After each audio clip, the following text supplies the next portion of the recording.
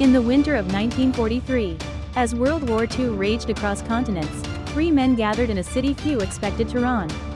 Franklin Roosevelt, Winston Churchill, and Joseph Stalin, leaders of the United States, Britain, and the Soviet Union, met face to face for the very first time. What happened behind those closed doors? And how did this unlikely meeting reshape the entire course of the war? And the world that followed? Today, we uncover the real story of the Tehran Conference, the moment the Allies finally found a path to victory. By mid-1943, the tide of the war was beginning to turn. The Soviets had pushed back at Stalingrad. The Allies had landed in Italy. And for the first time since 1939, a sense of momentum emerged. But the Allies had a problem. They were fighting the same enemy, but not the same war.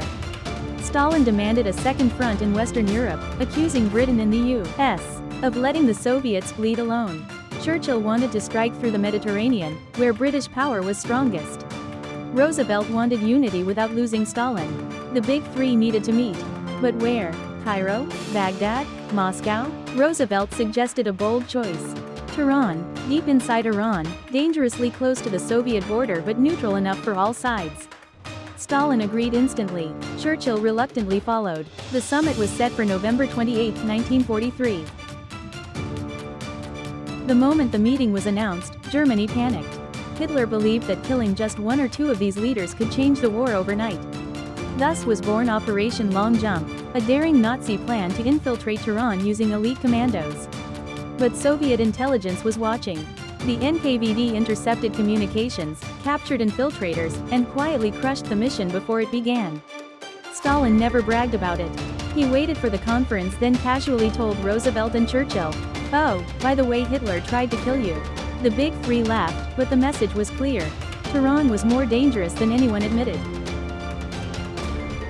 When the leaders finally sat down, the room was tense. Stalin opened the meeting bluntly. "We need a second front. And we need it now." Churchill hesitated. He preferred pushing through Italy and the Balkans.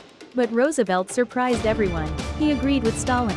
And so, on November 30, 1943, the Allies made the most important military decision of the war. They would invade France. The plan was codenamed Operation Overlord, the operation we know today as D-Day, June 6, 1944. Tehran was the moment that made it possible.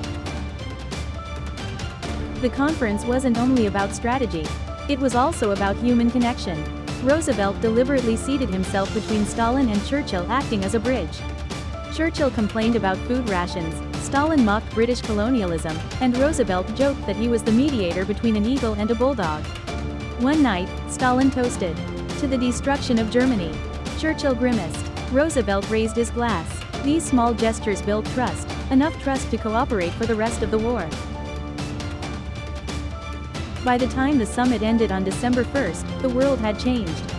The Second Front was officially approved. The Soviet Union committed to joining the war against Japan after Germany's defeat. Plans for the post-war world, including the future United Nations, began to take shape. But the conference also seeded the tensions that would define the next era. Roosevelt and Churchill saw a future of democracy and free trade. Stalin saw a future of Soviet security and influence in Eastern Europe. Tehran ended World War II coordination.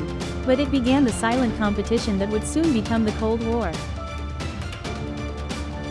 The Tehran Conference lasted only 4 days. But those 4 days aligned armies, redirected strategies, and reshaped continents. Without Tehran, there may have been no D-Day. Without D-Day, no Allied victory in Western Europe. Without victory, no modern world as we know it. It was the moment three unlikely partners set aside their suspicions just long enough to change history.